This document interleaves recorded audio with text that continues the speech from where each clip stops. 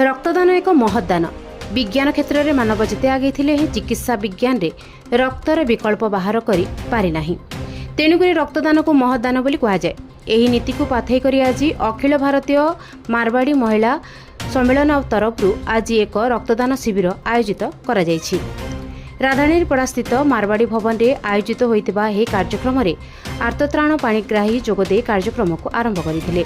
यह अवसर में मारवाड़ी समाज अनेक सदस्य आसी रक्तदान करते। रक्तदाता मानू चारा पुष्पगुच्छ मोमेंट दे सम्मानित करा जायथिला। महिला समितिर सेक्रेटरी आम रक्तदान महादान गोटे जानूँ आम जमी लोक मान पाखे रक्त पहुँची पार से आज ब्लड डोनेशन कैंप से स्टार्ट कर माध्यम लोक संदेश पहुँचे पर्यावरण को भी केमती रक्षा कर नो प्लास्टिक यूज कर माटीर गमलार सेटा गछ गुड़ाक लगेचु।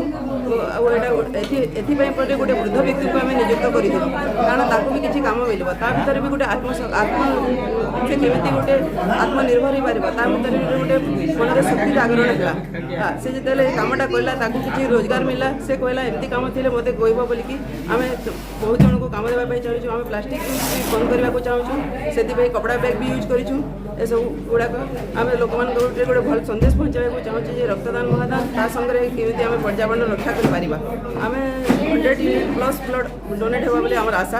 आमर बड़ शाखा माने आमर महिला समिति महिला सम्मेलन आमर मारवाड़ी सम्मेलन समस्ते आम सांगरे अच्छा आम सब मिलीमिशि आज ये कामटा करूँ।